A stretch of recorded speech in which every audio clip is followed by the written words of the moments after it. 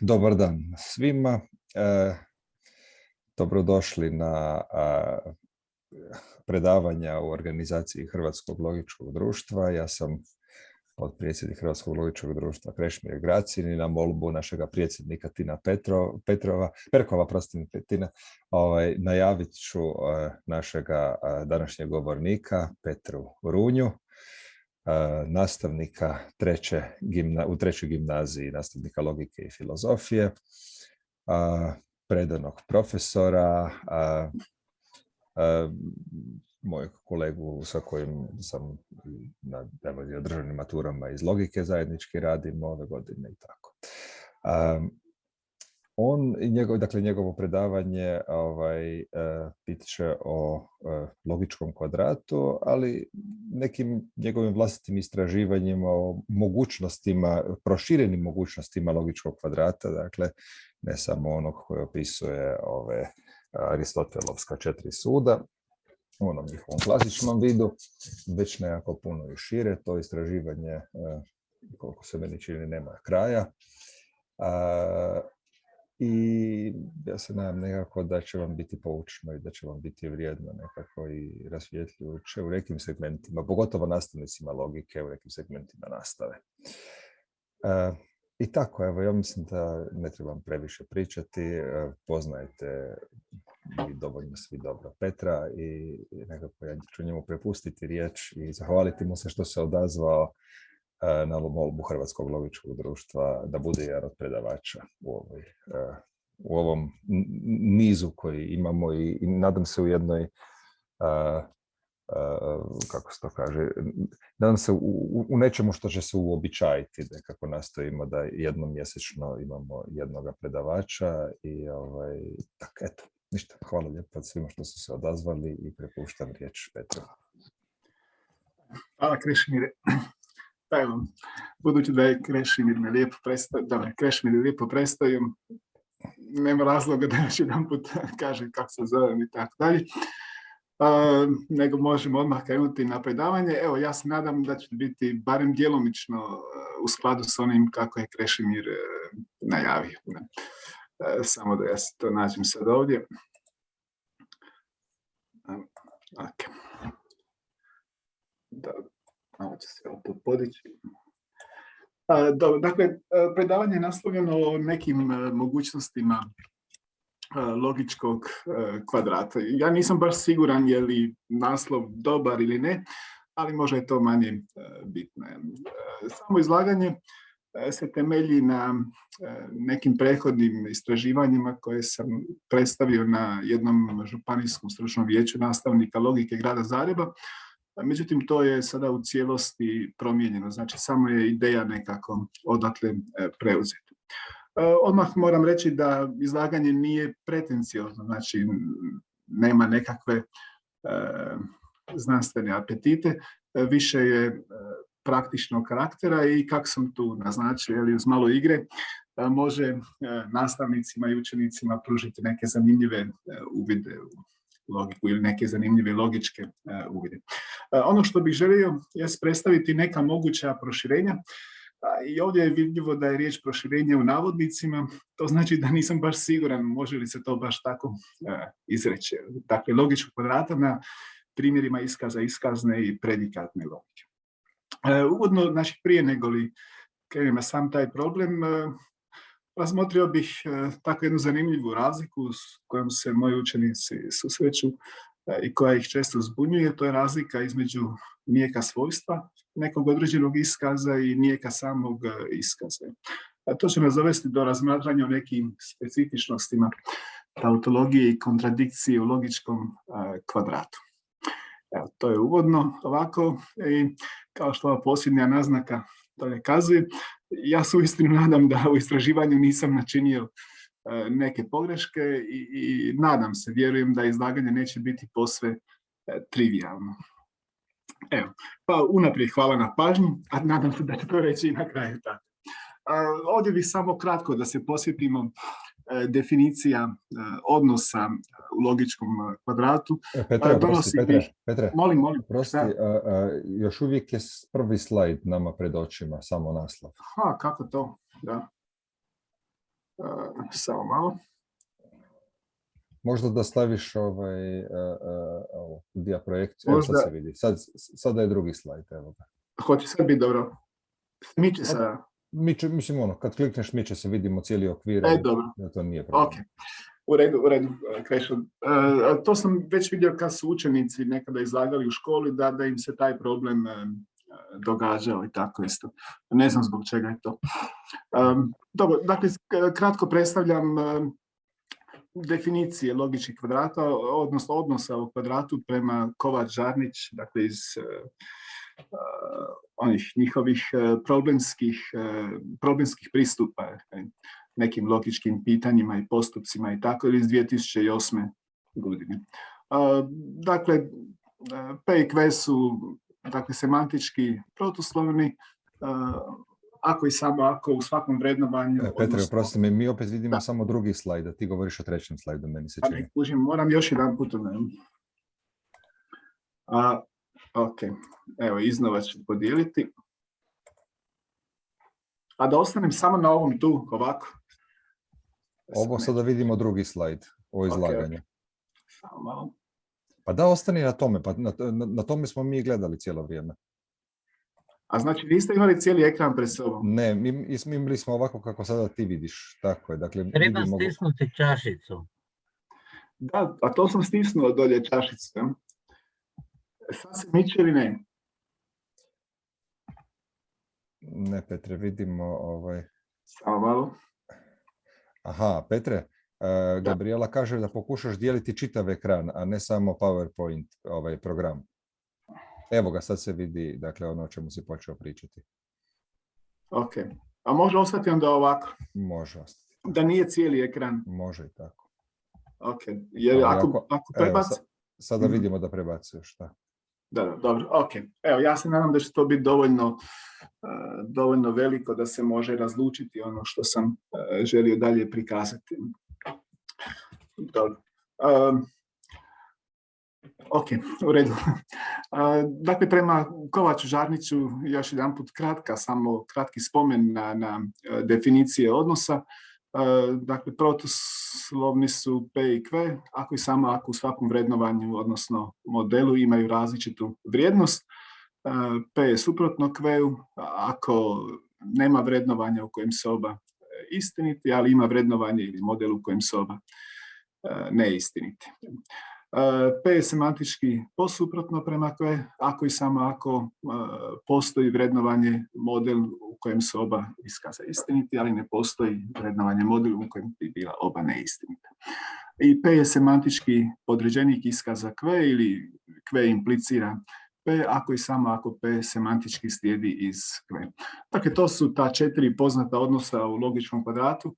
Ovdje sam desno predstavio na primjeru sudova sve je P, ništa nije P, nešto je P i nešto nije P. Ok. Sada bih želio dakle da preko logičkog kvadrata kako je ovdje definiran, samo kratko vidimo kako stoji stvar s odnosom svojstava iskaza. Dakle, to je valjanost, zadovoljivost, nezadovoljivost i nevaljanost iskaza. Dakle, već poznata stvar svima nama. Nešto slično donose i Lauc i Šikić u svom udžbeniku iz 2020. godine. Dobro. Ono zbog čega se to navodi jest pitanje o razlici između nijeka svojstva iskaza i nijeka iskaza. Dakle, kako sam već najavio, ono što učenike često zbunjuje u nastavi. Ovdje pokazujem na primjeru valjanog iskaza kako to funkcionira. Dakle, ako je iskaz valjan, onda po proturječju zaključujemo da nije nevaljan, dakle po ovoj tu podrednosti zaključujemo da onda nije nezadovoljiv. To znači da vrijedi onda da su valjan i nezadovoljiv ujedno i suprotni, dakle ako je valjan onda nije nezadovoljiv, odnosno ako nije nezadovoljiv po proturječju slijedi da je zadovoljiv, odnosno po podrednosti ako je valjan onda je također zadovoljiv. No, obrnuto, ako iskaz nije valjan, onda možemo zaključiti da je nevaljan po proturječju Međutim, iz toga što je nevaljan ne možemo ništa zaključiti precizno o tome je li nezadovoljiv, odnosno zadovoljiv. Sve što možemo reći je to da je nezadovoljiv ili zadovoljiv. Dakle, to je pitanje svojstva iskaza. Međutim, stvar stoji drugčije ukoliko nećemo sami iskaze. Jer nijek nekog iskaza ne znači nužno i nijek njegovog svojstva.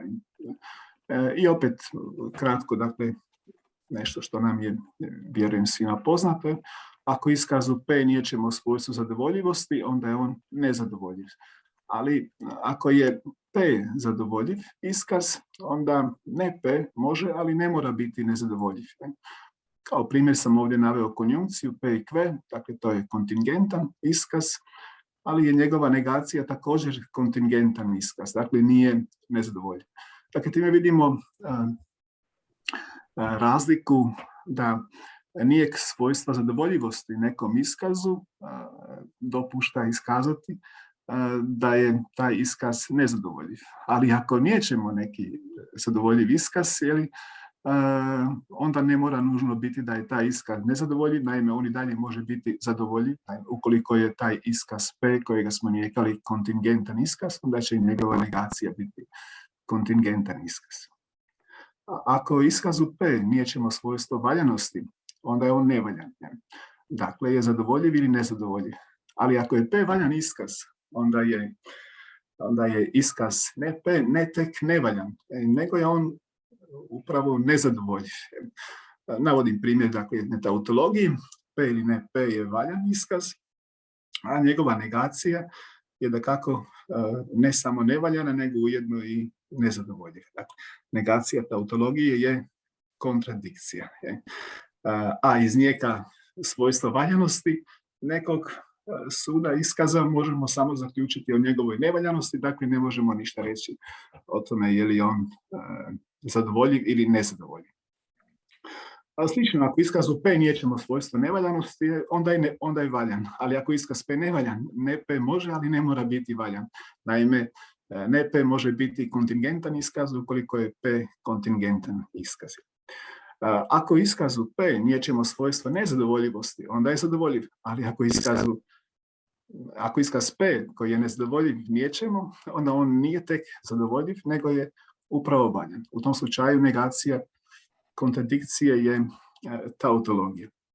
Evo, to su ovako neke zanimljive stvari koje se učenicima dadu prikazati pomoću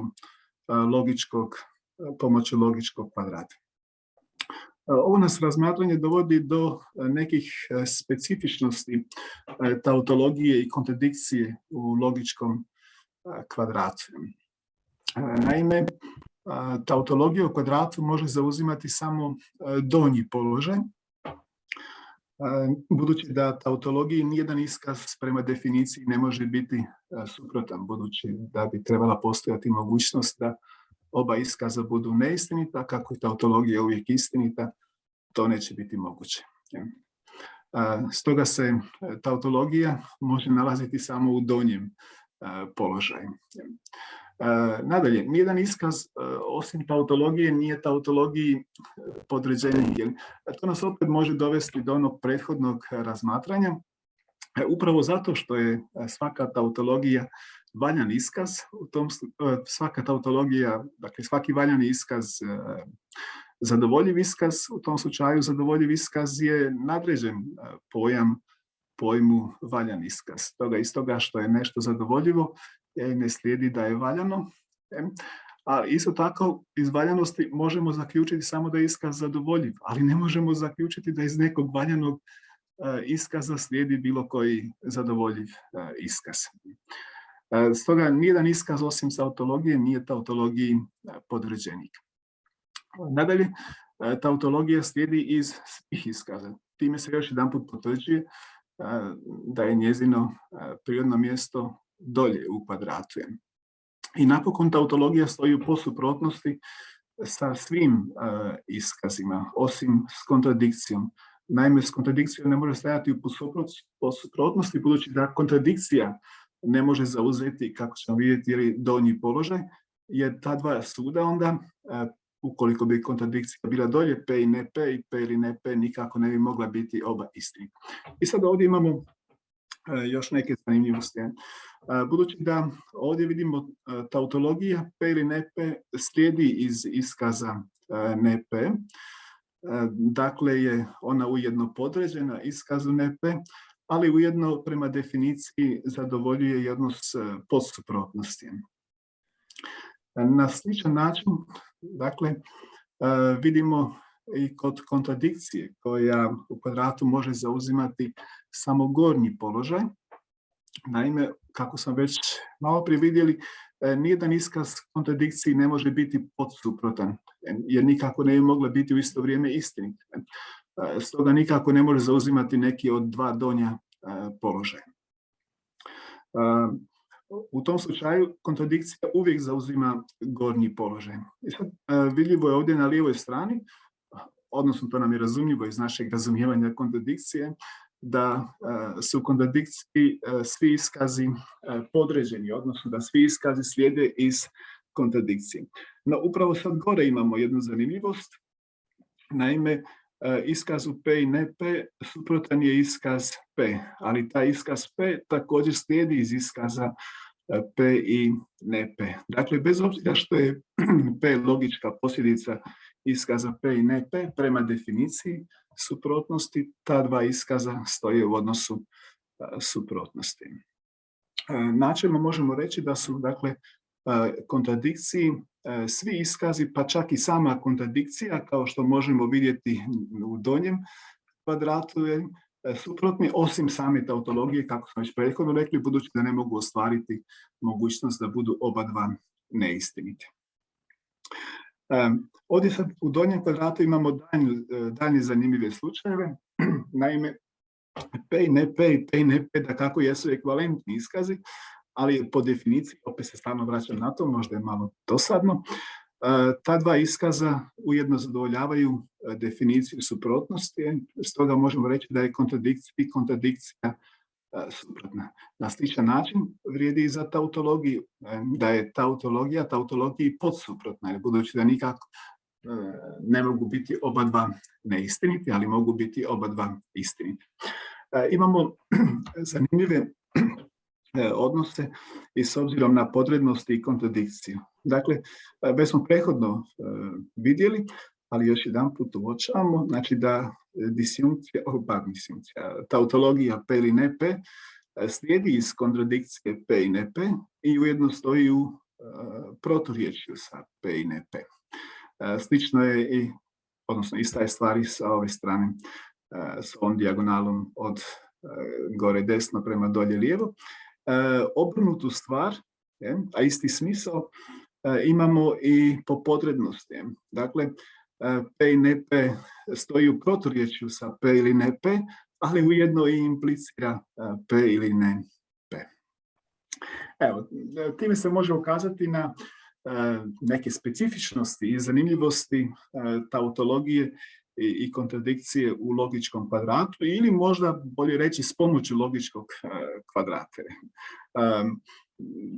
Dakle, očito je da stvar ovdje postavljena funkcionira. Svi su odnosi tu, ali svi su nekako zbog nekog razloga duplicirani. Naime, u smislu da primjerice ovdje vrijedi i podrednost i suprotnost. Tako ovdje vrijedi i podrednost i podsuprotnost. Ovdje vrijedi proturječje i podrednost, i ovdje također proturječje i podrednost, ovdje istovrijednost i suprotnost i ovdje istovrijednost i podsuprotnost. Evo, to su ovako nešto što sam zamislio da možda ne bi bilo loše iskazati prije nego prijeđem na ono do čega mi danas stalo, i zbog čega sam u daljnim promišljanjima isključio tautologiju i kontradikciju, budući da bi se s njima stvar prilično komplicirala. Sada prelazim na neka promišljanja o logičkom kvadratu u iskaznoj logici, i to primijenjena iskaze s dva argumenta. Kao podsjetnik donosim ovdje tablicu iskaza s dva argumenta. Dakle, ovdje imamo tautologiju ovdje disjunkciju, ovdje pogodbu, ako kve, onda p. Sve sam naime iskaze pisao kao konjunkcija, odnosno disjunkcije. 4 je p, 5 je pogodba, ako p, onda kve, 6 je kve, 7 je dopogodba p, ako je samo ako kve, 8 je konjunkcija ili stanje stvari u prvom retku, 9 je ekskluzija, odnosno inkompatibilnost, ne p ili ne kve, 10 je ne dvopogodba, dakle ne p ako je samo ako kve, 11 je ekvivalentno kve, 12 je dakle drugi redak tablice ili drugo stanje stvari tablici, 13 je ne p, 14 je treći redak i 15 je četvrti redak, dakle stanje stvari, i 16 imamo kontradikciju. U daljnjem promišljanju još jedanput isključujemo tautologiju i kontradikciju, dakle prvi i 16. redak. U ovoj, ne znam sad koliko vam je vidljiva ova tu tablica. Krešo? Vidljiva je, dobro je vidljiva. Da, okay. Jedino ne znam da li na crnim mjestima treba nešto stajati ili ne. Ne treba onda ništa. Dobro. Evo ovako, malo ću povećati, može sad bolje. Dobro, dakle ovdje sam dakle, tih 14 iskaza koji su nam preostali kad isključimo tautologiju i kontradikciju, stavio jednu tablicu i pomoću boja označio njihove međusobne odnose i ujedno pomoću simbola. Dakle, crveno označuje protuslovlje i tu je ujedno simbol za kontradikciju. Plavo označuje suprotnost, tu sam stavio simbol za ekskluziju. Svijetlo zeleno, dakle, je podreditelj, dakle, sud koji implicira neki drugi sud. Tamno zeleno ili maslinasto zeleno, u redu, sad nije važno toliko, označuje, dakle, podređenika, dakle, sud koji slijedi iz nekog suda.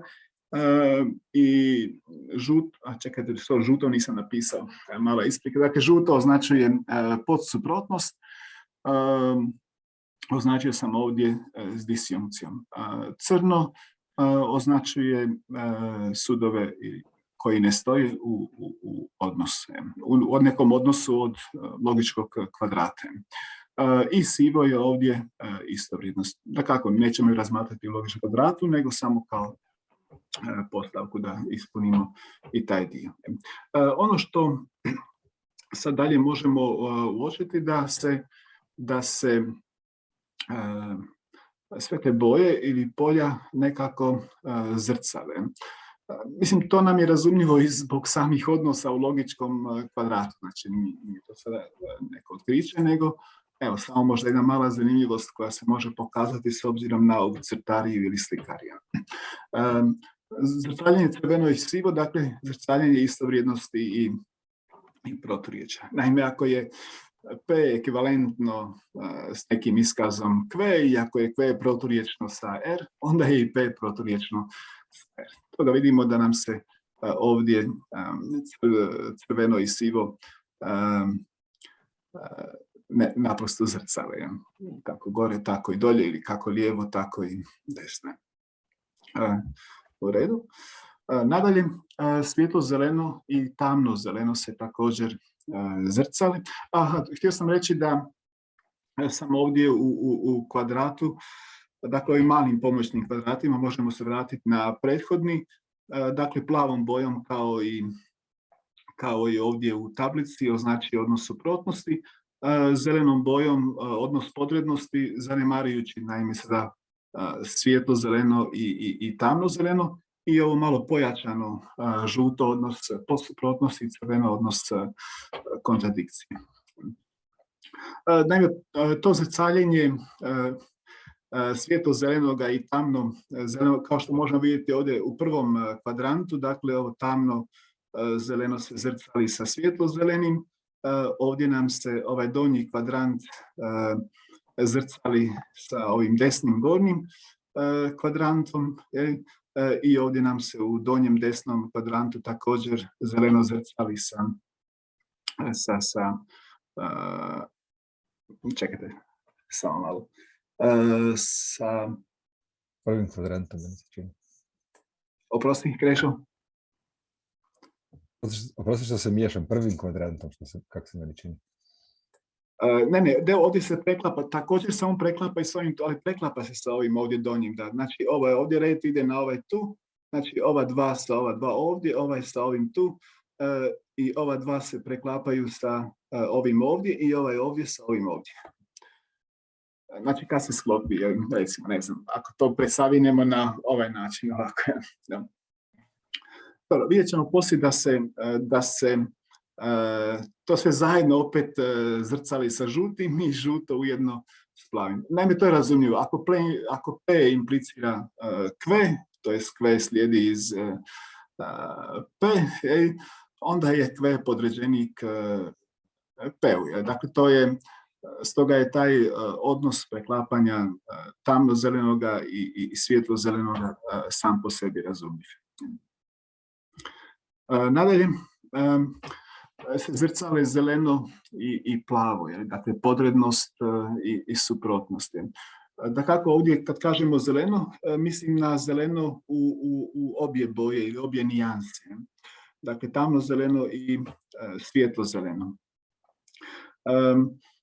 Dakle, možemo vidjeti da nam se ovo ovdje, kako smo već prethodno rekli, tamno zeleno, ovdje preklapa sa ovim svijetlo-zelenim, a onda se ovo sve skupa zeleno preklapa na ovo ovdje plavo. Mislim, to je razumljivo, ako P, dakle, ako iskaz P kao logičku posljedicu ima iskaz Q, i ako je neki iskaz R proturječan sa iskazom Q, onda P i R stoje u odnosu suprotnosti. Naime, ako primjerice iskaz 4 kao logičku posljedicu ima iskaz 3 i ako je sa iskazom 3 u proturječju iskaz 14, onda je sa iskazom 4 taj iskaz 14 u suprotnosti. Dakle, ako P kao logičku posljedicu ima Q i Q stoji u proturječju sa R, onda su P i R u suprotnosti. Nadalje, također možemo vidjeti zrcaljenje zelenoga i žutoga. Dakle, zrcaljenje podrednosti i podsuprotnosti. Dakle, vidimo primjerice da nam se ovo ovdje, opet se drža samo na jednom kvadrantu, da nam se ovo tu tamno zeleno zrcali sa ovim ovdje svijetlo zelenim. A da nam se to svijetlo zeleno od gore sada zrcali sa ovim ovdje žutim. I to zrcaljenje ne ide samo po jednoj strani. Dakle, ovdje također možemo vidjeti, dakle, ovo tu žuto, dakle, zrcali nam se sa ovom ovdje tamno-zelenom stranom. A onda nam se ovo tamno-zeleno skupa sa ovim, to je druga stvar, to je malo poslije sa plavim, htio sam reći, oprostite. Dakle, opet možemo to logički razmotriti. Dakle, ako je P logička posljedica od P i ako je Q proturječno sa R, onda P stoji u podsuprotnosti sa R. Dakle, ako iskaz P slijedi iz iskaza Q i iskaz Q stoji u proturječju sa nekim iskazom R, onda su P i R u podsuprotnosti. Tako opet možemo vidjeti primjerice ovdje iskaz 3 slijedi iz iskaza 4, a iskaz 4 stoji u proturječju sa iskazom 13, dakle sa ne P. Stoga onda iskaz 3, dakle P ili ne Q, stoji u podsuprotnosti sa iskazom ne P. Dakle, to je zrcaljenje zelenoga i žutoga. Nadalje, vidimo ili primjećujemo zrcaljenje žutoga i plavoga, to jest podrednosti i suprotnosti. Opet da se malo zadržimo na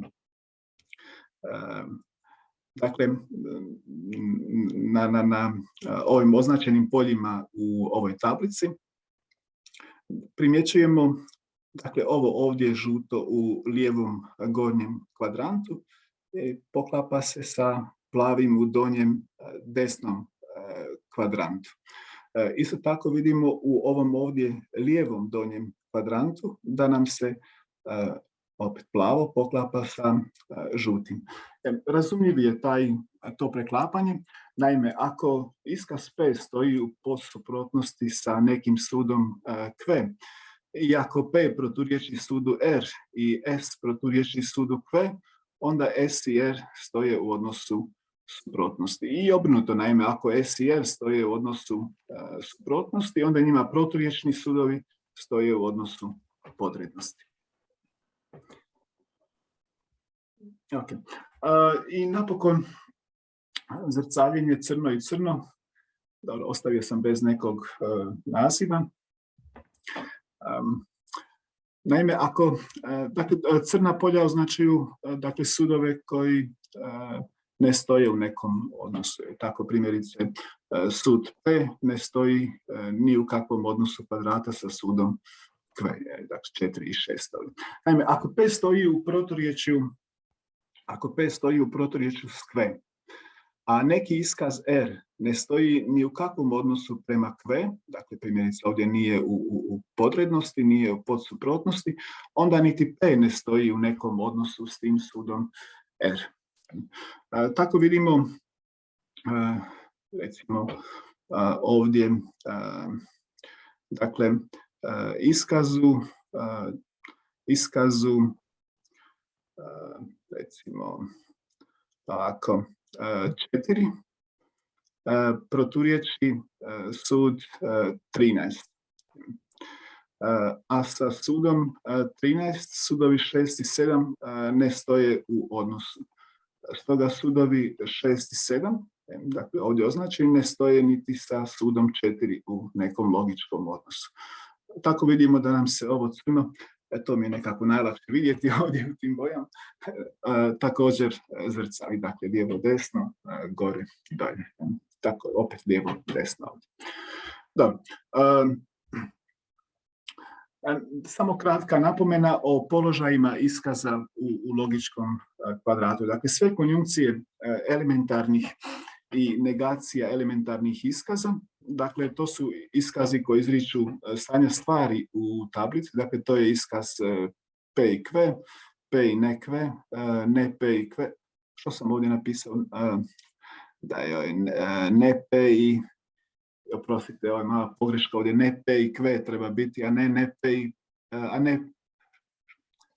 ne P i ne Q. Zadnje slovo treba biti... Da, samo zadnje slovo treba biti, zadnje slovo treba biti Q, ne znam. Okay. Aha, točno znam što se to dogodilo. Mislio sam da mi je bilo pogreška zbog tautologije, zbog kontradikcije, to onda sam... Dobro, ok. Zanemarite P, dakle, treba biti ne P i ne Q. Dakle, sve konjunkcije elementarnih i, dakle, negacije elementarnih iskaza stoje sa svakim iskazom u nekom odnosu. Dakle, to vidimo. Dakle, ovdje oko mi to je 8 stoji u odnosu sa svim iskazima, zatim 12 stoji u odnosu sa svim iskazima, 14 stoji u odnosu sa svim iskazima i 15 također stoji u odnosu sa svim iskazima.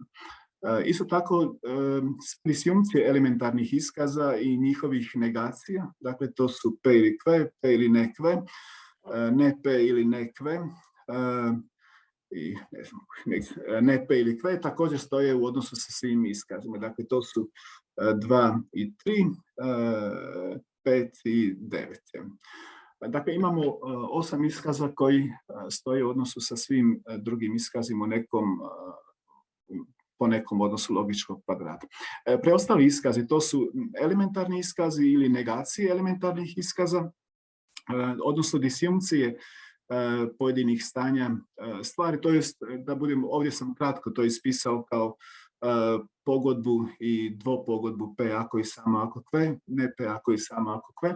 Dakle, vidimo da one s barem jednim iskazom ne ostvaruju nikakav odnos. Isto tako, svaki od tih iskaza je nekom iskazu nadređen, a nekom iskazu je podređen. Stoga ti iskazi u kvadratu mogu zauzimati i gornji i donji položaj.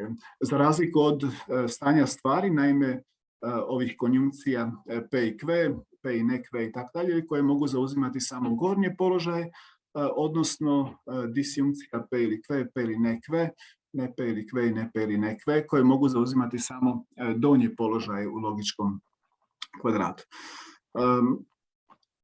Mislim, lako je izračunati da iz tih mogućnosti, odnosno imamo 18 mogućih logičkih kvadrata. Budući da 4 iskaza imaju po 6 suprotnih, odnosno po 6 podređenih iskaza, a 6 iskaza ima po 2 suprotna iskaza, odnosno po 2 podređenika. Dakle, ukupno imamo 4 puta 6, 6 puta 2 kroz 2 logičkih kvadrata, dakle 18 logičkih kvadrata. Ono što bi, dakle, namjera mi nije da sada ispisujemo te logičke kvadrate, nego da vidimo neke mogućnosti presjecanja logičkih kvadrata, najprije u dvodimenzionalnom presjecanju. Ovdje vidimo dva izdužena logička kvadrata. Ako sada tim dvama izduženim logičkim kvadratima dodamo još dva logička kvadrata, kao što su ovdje dva crvena, onda ćemo dobiti jedan osmerokut. I sad je pitanje, možemo li pronaći takav skup iskaza u našoj tablici koji bi svi zajedno stoji u nekom odnosu logičkog kvadrata koji bi mogli zadovoljiti prethodno, recimo, navedeni logički osmerokut. Ako pogledamo i ako se malo zadržimo na ovoj tablici, ovdje ćemo primijetiti da imamo takvih 8 iskaza, dakle već sam ih spomenuo, dakle to su stanja stvari i disjunkcije P ili Q, P ili ne Q, ne P ili Q i ne P ili ne Q. Dakle, to je tih 8 iskaza s kojima je bilo lako načiniti logički osmerokut ili ti logički oktogon. Međutim, postoji 3 skupa od po 10 iskaza koji svi međusobno stoje u odnosu logičkog kvadrata. Stoga je moguće načiniti 3 različita logička deseterokuta ili dekagona. Naime, moguće je ovom gornjem skupu, dakle tih iskaza koji su dolje označeni žutom bojom, pridružiti svaki put po jedan par proturječnih iskaza. Dakle, bilo da je riječ o iskazima 4 i 13, dakle o iskazu P, odnosno iskazu ne P, 6 i 11, dakle iskazu Q i ne Q, ili 7 i 10, naime iskazu P ako i samo ako Q i ne P ako i samo ako Q.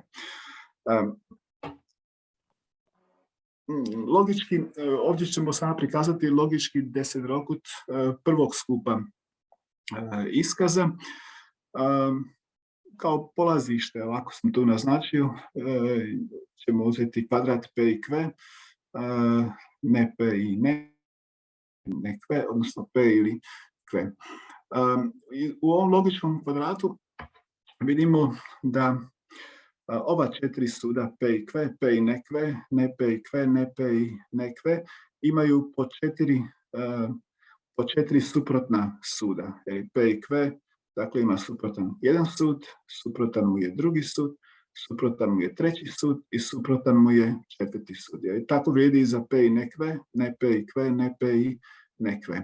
A sud P, odnosno sud ne P, imaju po 2 suprotna suda, odnosno iskaza. I dakle, podijeljeno, dakle, to je dakle ukupno onda 20 ili različitih 20 mogućnosti podijeljeno s 2 jer se tako preklapaju. Dakle, dobit ćemo u ovom logičkom deseterokutu tog prvog skupa iskaza 10 različitih logičkih kvadrata. Pa ja sam ih ovdje pokušao naznačiti bojama u dva skupa, tako da nekako to bude malo vidljivije. Ok, sad mislim da nema potrebe da sada svaki od ovih ovdje možemo proizvoljno uzeti, jer recimo iskazu P suprotan je iskaz ne P i ne Q, on stoji u proturječju sa P ili Q, dakle u podrednosti sa ne P, što je u proturječju sa P, ili P i Q, stoji u suprotnosti sa P i ne Q, što je u proturječju sa ne P ili Q, što je u podrednosti, po suprotnosti s ne P ili ne Q, što je naime u proturječju sa P i Q.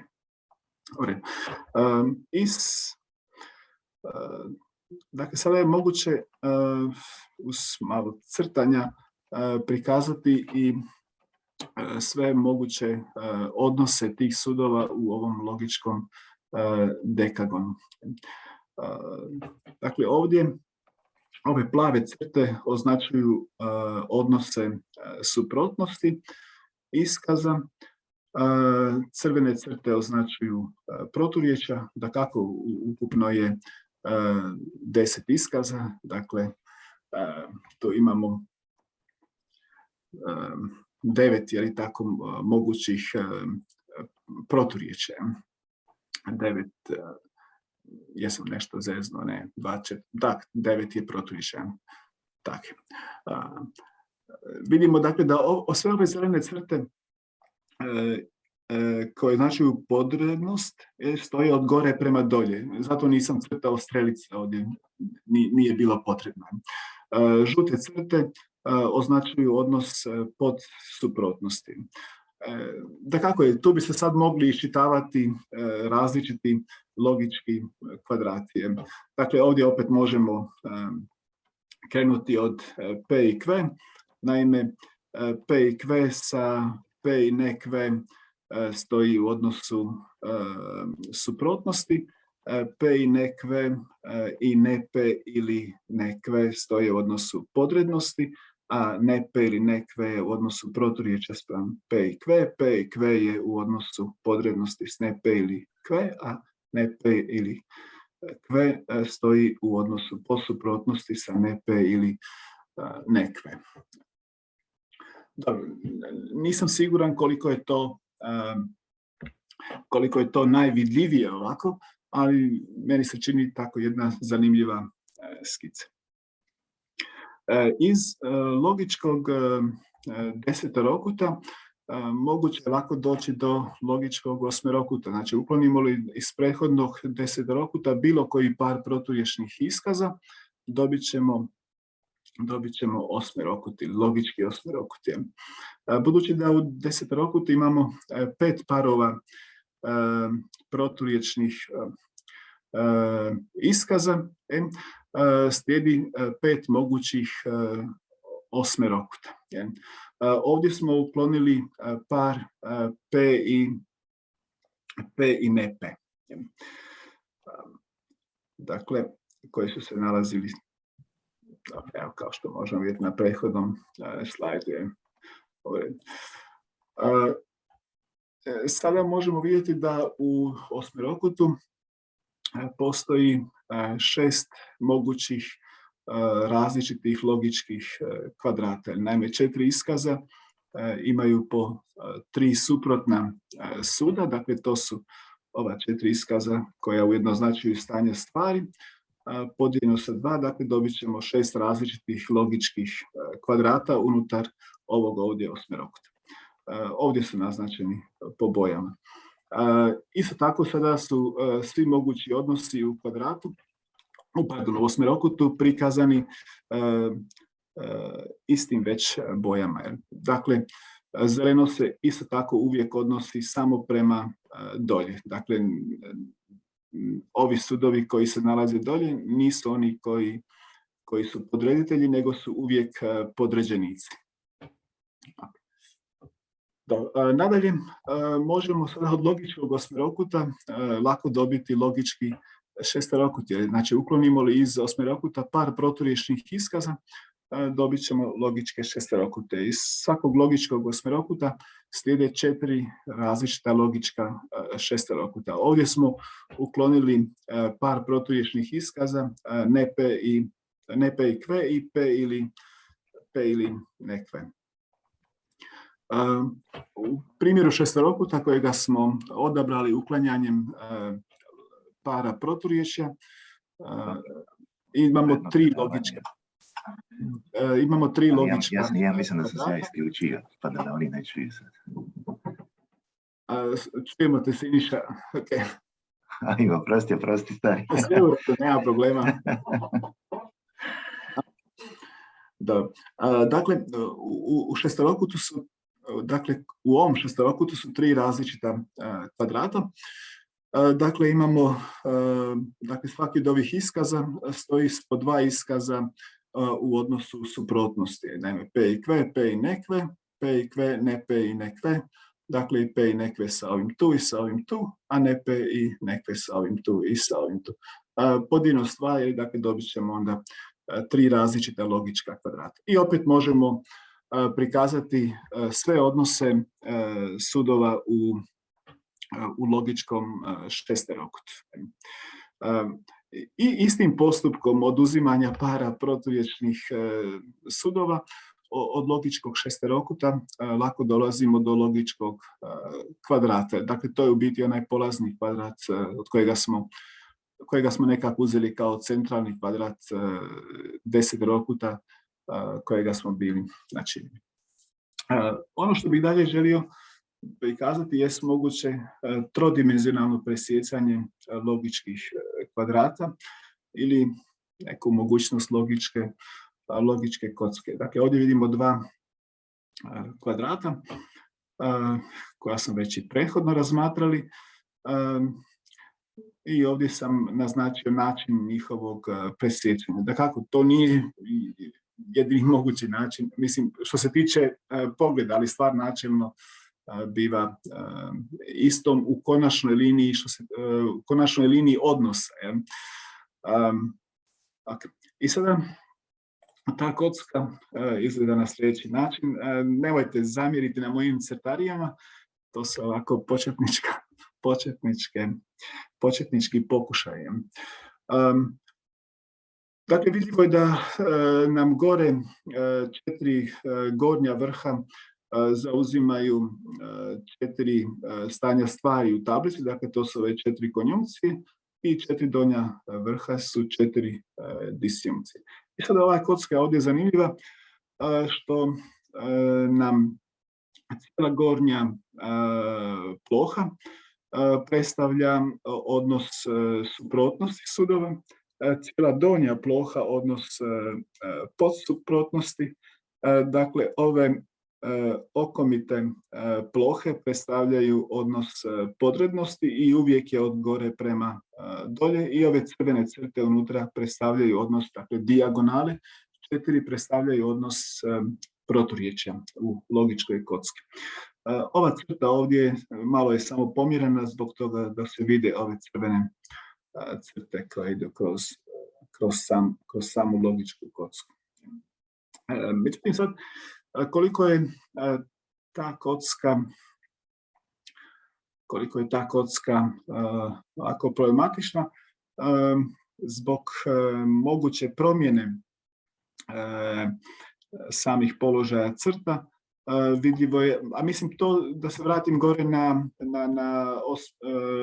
recimo desetorokutu ovdje, naime i ove crte u desetorokutu s obzirom na druge nizove sudova, recimo ovdje 2, 3, 4, 6 i tako dalje, bi bile drugčije, znači ne bi se poklapale u potpunosti. Tako i ovdje vidimo kod logičke kocke, ako u kvadratima ulaze u kocku, gornje vrhove zauzimaju iskazi koji mogu biti i u donjim vrhovima, onda imamo drugčiju logičku kocku. Dakle, ovdje sam izostavio sud ne P i ne kve, odnosno P ili kve, i umjesto ne P i ne kve postavio sam sud ne P, a ovdje umjesto P ili kve iskaz P. Dakle, sad vidimo da nam se ovdje gore iz prethodne logičke kocke uklonio jedan odnos suprotnosti koji se premjestio na ovu prednju okomitu plohu, dajme na dijagonalu. Nadalje, budući da nam je time izostao jedan odnos podrednosti, dakle vidimo ga sada gore na ovoj gornjoj plohi od NP i Q prema NP. Kako je na donjoj plohi sada od P prema P ili NQ podrednost, time nam je uklonjen jedan odnos podsuprotnosti iz donje plohe iz prethodne kocke i koji se sada nalazi na ovoj ovdje ne znam, plohi koja je s ovom strane našega pogleda. U svakom slučaju broj logičkih odnosa ostao je i vrsno gledano ostao je isti. Ovdje samo promijenjeni položaj, to je samo drugi sudovi zamijenjeni sa sudovima P i NP, stoga je taj odnos samo nešto malo drukčiji. Budući da ovdje imamo implikaciju, dakle ne od NP prema NP i NQ, nego obrnuto, onda nam se ona suprotnost koja je bila ovdje na prednjoj strani prebacuje na stražnju stranu, a podsuprotnost sa stražnje strane prebacuje se na prednju stranu. Naime, jasno je da će onda i podrednost koja je išla sa ovog lijevog prednjega vrha dolje na ovaj stražnji vrh sada biti ovdje obrnut od P prema P ili od P prema P ili Q. Okay. Ne znam, imam li još par minuta, Krešo? Da, uzmi si ako želiš. Evo, samo još, znači, vrlo kratko će biti. Sada bih se kratko želio samo na jednom primjeru naznačiti presjećanje logičkih kvadrata u predikatnoj logici. Stvar je naime u tome što neko sustavnije istraživanje zahtjeva puno posla. Primjerice, ako bismo htjeli napraviti tablicu s dva jednomjesna predikata svojstva na domenu od dva predmeta, imali bismo 256 različitih iskaza. Stoga sam umjesto jednog sustavnog istraživanja kojega nisam bio u mogućnosti provoditi, radije uzeo jedan skup iskaza s jednim relacijskim predikatom. Pa u tom skupu iskaza zanemario sam ili isključio sam iskaze oblika za svaki xa, xx ili postojan x, axx, ne, i postojan x, tako da nije ax, x, ne znam, proizvoljno, ne znam, rečenicu, ne znam, svatko voli svakoga, svatko voli nekoga, netko voli svakoga, netko voli nekoga, svakoga netko voli, nekoga svatko voli, svatko je takav da od nekoga nije voljen, ne znam kako bi se moglo još ljepše reći, netko je takav da ni od koga nije voljen, nitko nikoga ne voli, svatko nekoga ne voli, netko ne voli nikoga, netko nekoga ne voli. Dakle, kažem još jedan put, izostavio sam iskaze oblika, odnosno iskaze primjerice svatko voli svakoga ili svatko voli samoga sebe ili netko voli samoga sebe, a netko ne voli samog sebe i tako dalje. Dakle, u tablici je prikazano 12 iskaza i njihovi međusobni odnosi. Na sličan način kao i za iskaznu logiku. Također u ovoj tablici uz malo pažnje možemo vidjeti zrcaljenje koje smo vidjeli i u iskazu logici. Ovdje ćemo primijetiti da je najveći skup iskaza koji svi međusobno stoje u odnosu logičkog kvadrata je skup od 8 iskaza. To je iskaz 1 koji sa svim iskazima stoji u kvadratu, dakle to je iskaz 4 koji sa svim iskazima stoji u kvadratu, to je iskaz 8 koji također sa svim iskazima stoji u kvadratu, to je iskaz 12 koji također sa svim iskazima stoji u kvadratu i tu su još iskazi 3, 4 i 5. Stoga je moguće načiniti prema prethodnim uvidima logički osmerokut i logičku kocku. Dakle, logički osmerokut nam daje 6 logičkih kvadrata ovdje. Dakle, sudove sam poredao na takav način da implikacije idu uvijek od gore prema dolje. Mislim, to je uopće jedan problem koji ja nisam mogao razriješiti o tome, o točnom položaju ne znam, nekoga suda. Primjerice, zašto ovaj sud ne bi stajao ovdje i tako dalje. Znači, mogla bi implikacija ići na drugu stranu i tako dalje. Dobro, to znači može biti neka iz samih definicija odnosa to nije vidljivo. I to predstavlja primjerice jedan od problema, ali zašto se onda i razlikuju primjerice, ne znam, osmerokuti i deseterokuti i kocke i tako dalje. Dakle, moguće je načiniti 6 logičkih kvadrata. I iz tog je moguće načiniti logičku kocku, na sličan način kao što je to bilo načinjeno u iskazu ili za iskaznu logiku. Ovdje vidimo da se u našem slučaju da ta logička kocka nije onako skladna kao što je primjerice bila za one sudove iz iskazne logike, gdje nam je gornja ploha bila isključivo rezervirana za suprotne sudove, ova donja ploha je isključivo za postsuprotne, sve okomite plohe isključivo za podredne sudove. Dobro, kontradikcija ostaje na istom mjestu kao što je i bila. Dakle, ovdje vidimo podrednost na prednjoj ploči i ovdje podrednost na stražnjoj ploči, kao i suprotnost na prednjoj i na stražnjoj. I vidimo dolje podrednosti s jedne i s druge strane na donjoj ploči, s tim da su u obrnutom smjeru. Dakle, ovdje od svaki x postoji y, da nije ax y prema postoji x, postoji y, nije ax y, a ovdje obrnuto, znači od ove strane od svaki x ima y, tako da AYX prema ima x ima y, tako da AX y. Evo,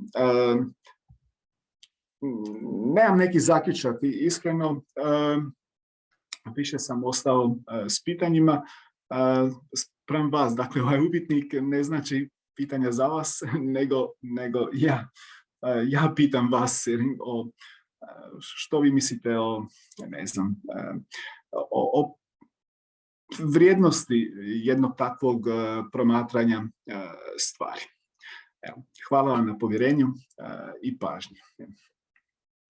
Evo, zahvaljujem se Petru. Možeš sada maknuti... Može. Ili možda i ne moraš, ako će netko imati pitanja. Aha, dobro. Ja u svakom slučaju... Moram te učiniti hostom ovdje samo malo. Aha, a možda će neko tražiti da vratiš... dobro, možda, tako da ostavi. Lako ćeš mi vratiti. Dakle, zahvaljujem se našem izlagaču Petru Runji. Ja sam slušao predavanje pod sličnim nazivom prije 2 godine, ako se ne varam. I ovo se predavanje posve razlikuje od onoga kojega sam slušao. Ono što je napravio jedna zanimljiva stvar, a to je zapravo apstrahirao je ona lutanja, otišao je nekako općenitije i onda iz općenitijeg izvodio, što mi je jako lijepo i drago. Iz 10 izvodio 4 umjesto da je prolazio 4. Ja bih vas sada pozvao na pitanja ako imate za našeg izlagača, komentare ili bilo što slično.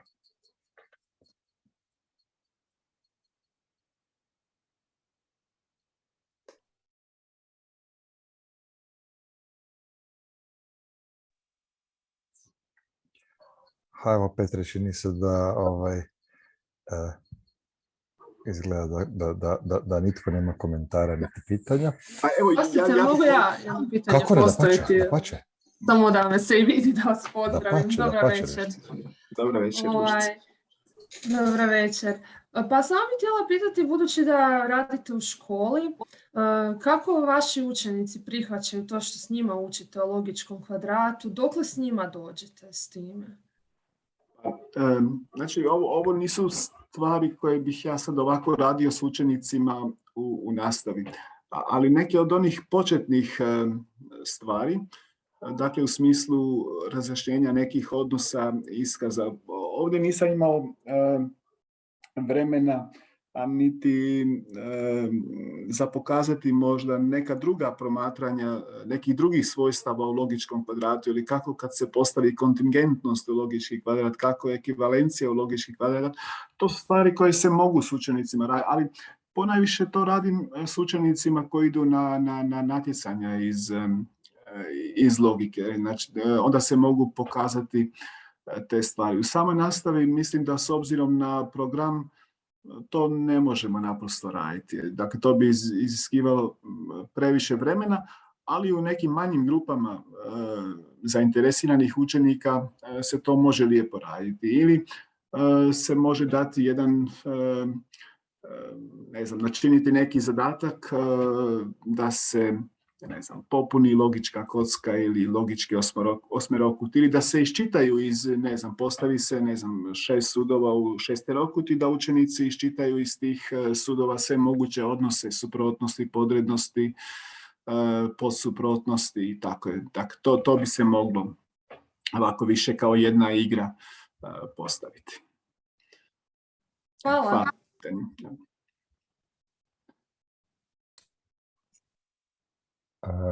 Čini mi se da kolegica Gabriela uključila mikrofon. Da, hvala vam. Ispričavam se jer nemam ovdje opciju za podignuti ruku. Ne znam je li tako i ostalima. U svakom slučaju, hvala vam na izlaganju. Meni je ovo bilo vrlo zanimljivo. Također sam zapravo imala slično pitanje kao kolegica Ružica Stanić prije mene. Dakle, jeste li i sami pokušali ovo raditi? I htjela sam, ako samo mogu primijetiti, s obzirom da recimo da ja kao nastavnik radim sa studentima prve godine, mislim da ove neke vaše pedagoške primjedbe, dakle ono što je učenicima, odnosno studentima, nazovimo to tako, teško uhvatiti, ovo što ste rekli, ova razlika, dakle negacije suda i svojstva suda, to mi se čini dosta važnim. I problem koji ja također primjećujem je zapravo velika količina i uvriježene terminologije logičke koja postoji i u našem obrazovanju. Meni se recimo tu čini korisnim onaj pojmovnik elementarne logike koji je izradio profesor Lauc sa studentima, jer baš kad je riječ o logičkim svojstvima i odnosima, ako se ne varam, bila sam računala, dakle, samo za pojam kontradikcije student mora naučiti 7 termina. I onda je zapravo glavni zadatak jest da se on isprogramira, ako je sud ovaj, onda nije onakav. Ako sam kažem dobro shvatila ovdje vašu namjeru, vi ste pokušali zapravo pokazati koja zapravo sve svojstva imaju logički odnosi. Dakle, da je odnos implikacije, dakle, osim u onim rubnim slučajima, da je recimo u pravilu asimetričan. Dakle, meni se to, ne znam je li to bila vaša ideja, ali u svakom slučaju čini mi se vrijednim. Dakle, kako ste zamislili ovo što kažete, zapravo možete napraviti nekakvu igru od toga. Da. Ako sam dobro razumio vaš komentar, i hvala vam najprije na podršci, tako bih rekao. Pa ja zapravo ne znam precizno izreći doseg važnosti ovoga što sam predstavio. Dakle, to su neke stvari koje su se meni činile zanimljivima i iskreno ja nisam bio baš voljan to predstavljati ovako, ali nekako što ja znam. Evo, ipak se to dogodilo. Znači, ne zato što ja kad sjednem na kavu s Krešom ili s ljudima koje češće vidim, onda ja te stvari lako predstavim u razgovoru i tako dalje, onda mi to nije. A ovako izlagati pred jednim skupom ljudi koji su svi vješti u logici, nekako mi se ovako čini malo nespretno i nezgodno i malo mi je se skupa i trema pojela. A zato sam ih htio pitati što vi mislite o svemu tome. Iskreno što se tiče primjerice mog jezika kojega sam koristio, znači ja sam bio u tome nedosljedan. Znači čas sam koristio riječ iskaz, čas sud, čas proturječ ili protuslovlje, ne znam. Možda podređenik, podrednost, implicira.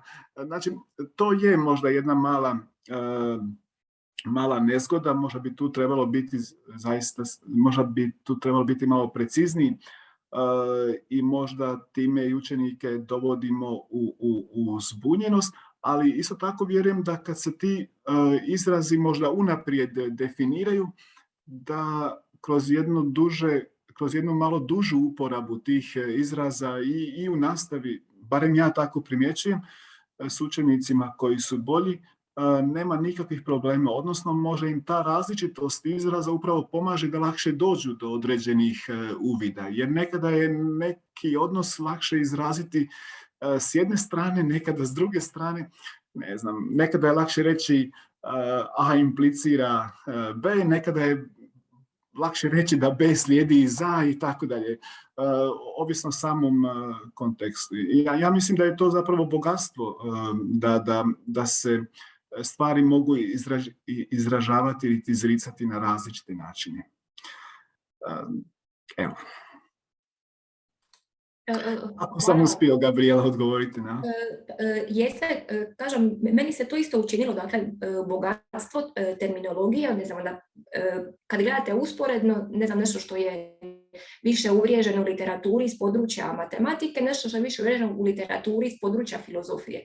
Mislim, ja također nastojim na početku uspostaviti ono sve moguće termine, naravno da ne mislim da je neizvedivo to što kažete kad postoji interes, ali realno koliko vidim velikom broju studenata to na neki način predstavlja problem, a sigurno ovo što ste pokušali nekakav grafički prikaz koji bi mogao ići preko boja, dakle da potpuno odustanemo od logičkih termina, vjerujem da je korisno.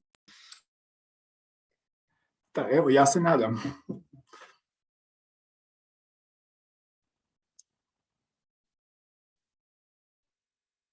Sad ja moram kao moderator isto tako da kako uči ponovno pitati ima li još možda neko pitanje za Petra, komentar? Dobro.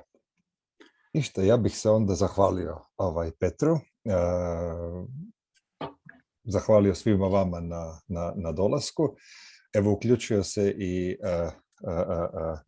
predsjednik Hrvatskog logičkog udruženja, Tin Perkov, pa evo, dobili smo nekako i njegov pozdrav. Želiš li ti možda još, Petre, Tine, nešto reći? Pa evo, ja bih se još jedanput zahvalio svima na pozornosti, na povjerenju, na pitanjima, komentarima. Ispričao bih se za ove 2-3 nespretnosti u pogledu, ne znam, nekve, tamo gdje je pisalo nepe. I možda tako malih problema u pogledu prikazivanja, zrcaljenja pojedinih područja. Zahvaljujem se još jedanput i evo, drago mi je da mi se ipak čini da ta propitivanja ili istraživanja imaju nekog smisla. Znam da to nije nikakva, ne znam, znanstvena velika važnost, ali ima, ja vjerujem, neke moguće praktične mogućnosti primjene, barem u radu sa učenicima koji bi mogli biti zainteresirani. Hvala lijepo. Evo, hvala još jedan put. I ja pozivam još Tina kao predsjednika HLU-a da nas pozdravi. Evo, hvala na izlaganju. Mislim da je jako dobro da imamo ovakve izlaganja koja su namijenjena nastavnicima logike u gimnaziji, a opet malo i nadilaze standardni okvir metodike nastave i možda se bave nekim stvarima koje su interesantnije boljim učenicima, jer mi se čini da se možda najčešće previše i najviše bavimo slabijima, a možda bi trebali malo više i boljima, jel? pa neka. A ponekad tehnička poteškoća na Zoomu, ja mislim da je to nešto na što smo svi navikli, da to apsolutno nikakav problem ne predstavlja, ne brinite zbog toga. Hvala lijepo. Hvala lijepo. Uočio sam i da je osoba sa imenom Mate isto tako se pokušala glasom uključiti, pa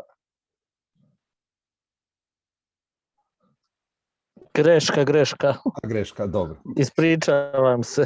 Sve u redu. Evo, ništa, ja kao evo tako kako mi je dana ova uloga moderatora, ja vas sve još jednom lijepo pozdravljam, zahvaljujem se što ste došli i do sljedećega, kako se to kaže, trebamo još dati naziv, dakle, našim ovim okupljanjima mjesečnima, u toku su razmišljanja, ako imate nekih prijedloga, slobodno na našu adresu pošaljite. Mi još uvijek ne možemo dosmisliti primjeren naziv ovom tipu okupljanja. Hvala vam lijepa. Pozdrav. Hvala. Pozdrav. Lijepi pozdrav svima, hvala. Također. Pozdrav.